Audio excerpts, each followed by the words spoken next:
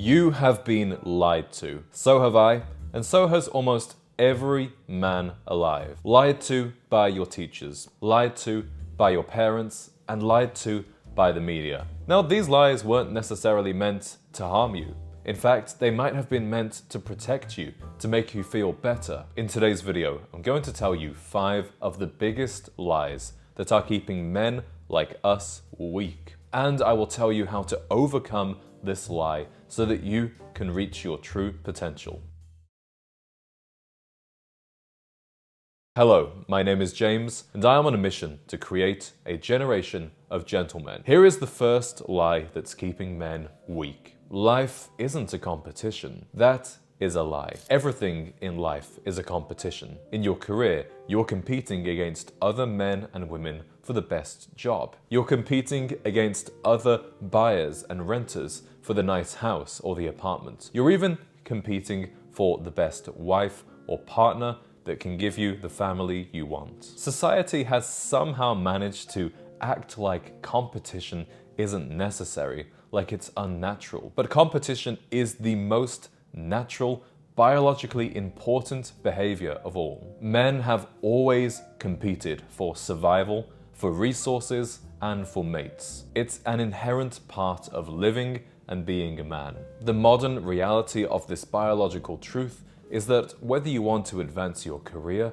improve your fitness, or get a new partner, everything is a competition. But that doesn't have to be a bad thing, because competition pushes you to be a better version of yourself. If life weren't a competition, there would be no benefit to working hard. There would be no benefit to improving yourself. But we all know that's not true. So even though your teachers and your parents told you not to be so competitive, the truth is, it's actually one of your biggest advantages. Whether it's a lover, a house, or a job, you are in competition with everyone about everything you want. But it's also healthy to be in competition with yourself. Not only should you compare yourself to others, but also compare yourself to who you were previously. For example, if you go to the gym as a newbie, it might be somewhat counterproductive to try and compete with the experienced bodybuilder next to you. To compete with your previous lift, that's much more productive. However, it's still a form of competition. And it's okay to be behind others.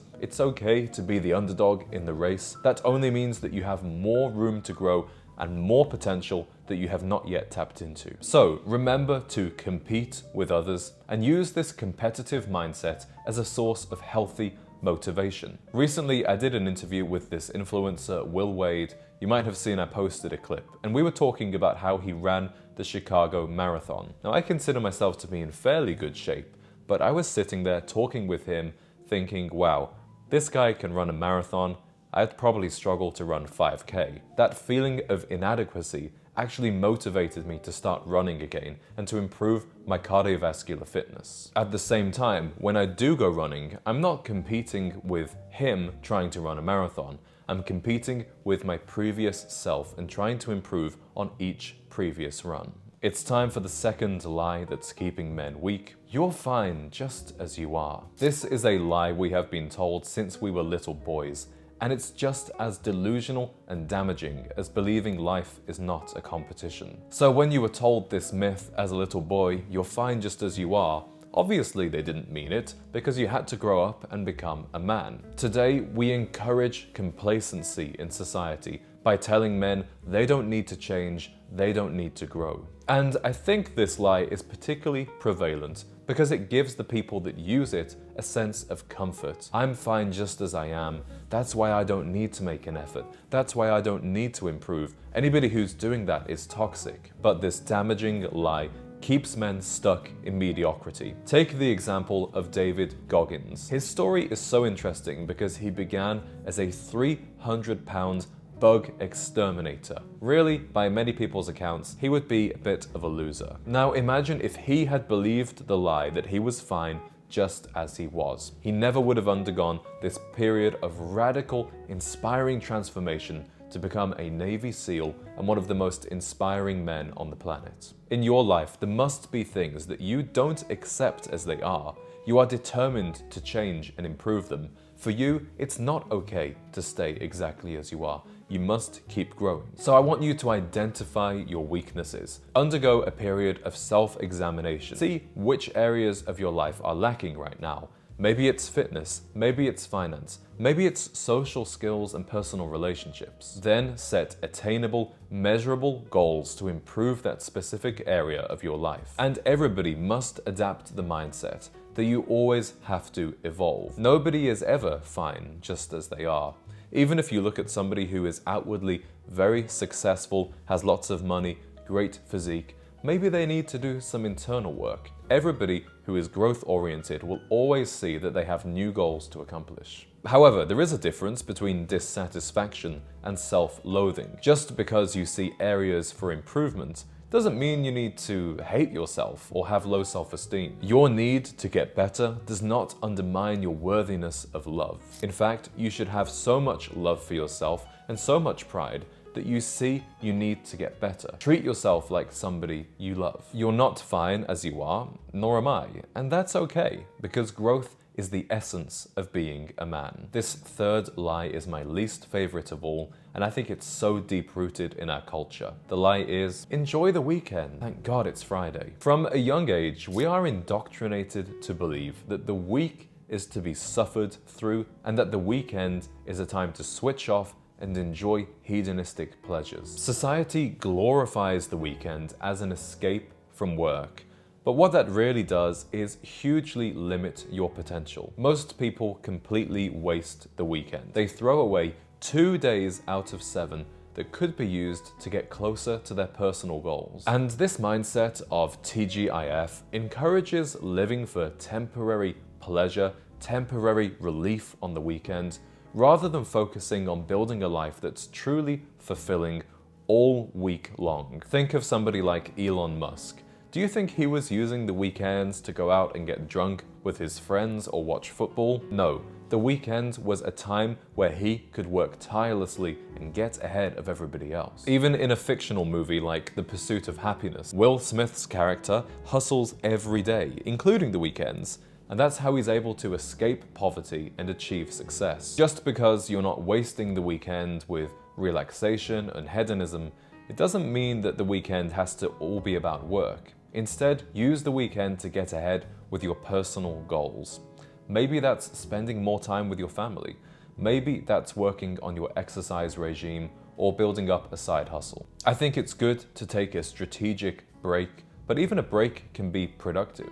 Maybe you take that time to read something or watch something inspiring. The important thing is that the weekend isn't about escapism or temporary pleasure.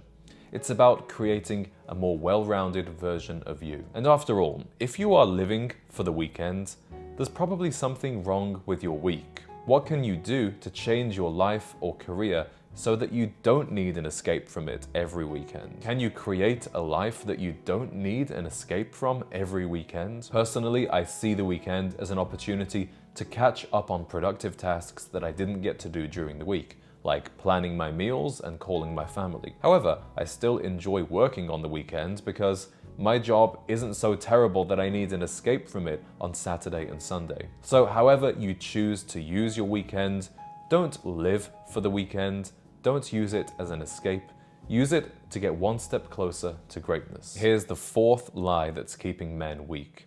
Oh, but women love dad bods. This is a lie that both women tell men and men tell themselves. But either way, it's really a coping mechanism. Yes, some women prefer a dad bod because they are insecure that if their man gets in good shape, they will find somebody else and leave them. And you absolutely need to avoid insecure women like this because they will hold you back on your journey to greatness. But this lie is particularly damaging because it's actually encouraging men and allowing them to feel like it's okay to neglect their health. Not only is a dad bod bad for your health and can shorten your lifespan, but it's also going to reduce your confidence and self-esteem. Why wouldn't you want to look like the best version of you? And we know that women don't actually prefer a dad bod because all of the guys that they thirst over have six-pack abs and incredible muscle definition. And there's absolutely nothing wrong with that. Both men and women alike prefer physical traits that are indicators of good health. And for a man, that's a lower body fat percentage and visible muscles. So I want you to reject this lie by prioritizing your fitness. And as you get in better and better shape, you will prove to yourself what a lie it was all along, because you'll see that your levels of attention from women are much greater when you're in shape than when you had this dad bod. Remember that a strong body reflects a strong mind. Don't let this excuse or myth weaken you as a man. I said earlier that number 3 was my least favorite lie of all. Actually, I've changed my mind. I think this lie is the worst one of all, because on the surface, it's so harmless. In fact, it seems like really good advice on the surface. Here's what it is. Everything is okay in moderation. That's true if you want to have a moderately successful life. And everybody who told you this, whether it was your teachers or your parents, had moderate levels of success too. You will never find a wildly successful person, whether it's in business or personal fitness, tell you everything is okay in moderation. The truth is, people are intimidated by a man who has such a strong mind, such a strong will to power, that he is prepared to live on the extremes of life to achieve his goals. For a long time, I believed the idea that drinking is okay in moderation, and it is for most people. The level to which I drank alcohol was pretty normal for a 26-year-old single guy. However, it was okay for the average 26-year-old single guy, and I decided that I didn't want average outcomes, and I can't engage in average behavior. The same goes for consuming moderate amounts of junk food, playing moderate amounts of video games, or watching moderate amounts of pornography. It doesn't mean you can't ever do those things, I'm not saying that, but you don't want to make it a part of your balanced lifestyle. Because moderation often becomes an excuse for inaction. I didn't work out today because I wanted to play my video games. I didn't get to speak with my family because I was too busy watching pornography. I didn't hit my weight loss goal for this week because I went out drinking and got McDonald's on the way home. When you look at the most successful people throughout history, they had an all-in mentality. There was nothing moderate about their lifestyle. Whether it's Kobe Bryant or Thomas Edison, these men lived on the extremes. And I understand that not every man is looking to achieve same levels of greatness as these historical figures. However, as we perpetuate this myth that everything is okay in moderation, we are creating a society of very moderate, very average, unimpressive men. So, to reject this lie, I want you to identify what your priority is in life. And it's okay if your priorities change over time. If you're in really bad shape right now, then fitness and diet must be your priority. If you're really struggling for money, then finding a better job or working on a business will be your priority. If your wife is on the edge of leaving you and you have a terrible relationship with your children, then your family must be your priority. The next step is to eliminate distractions. If you need to get in good shape, then going out drinking and eating fast food is an unnecessary distraction. If you need to get a new job or work on your business, then playing video games, watching pornography is a very unnecessary waste of time. You have to commit to your goal fully. You have to dedicate your time, your energy, and your focus. Don't get distracted by having this moderate, balanced enjoyment of unnecessary, excessive pleasures. The truth is, moderation does not build empires, obsession does. Gentlemen, let me recap these 5 lies that are keeping you weak so that you never forget to reject these myths. The first one is believing that life isn't a competition. You are competing with other men and women for almost everything in life. The second lie is that you're fine just the way you are.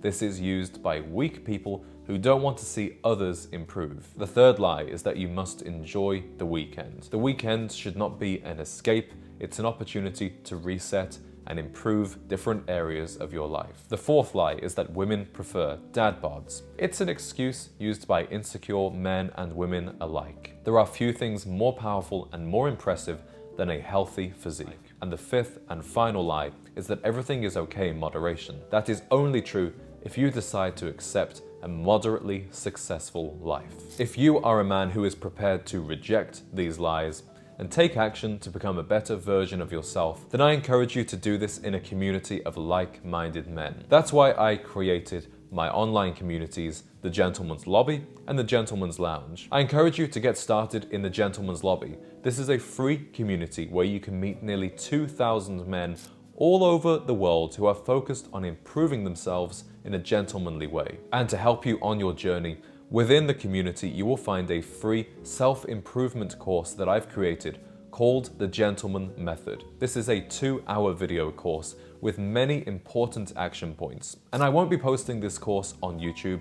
You can only access it by joining the free community. The link is down there in the description to take advantage of this, and I look forward to welcoming you to the community very soon. Remember, sometimes lies and myths feel more comfortable than the truth, but only the truth will enable you to achieve greatness and be the man that you want to be. Thank you for watching.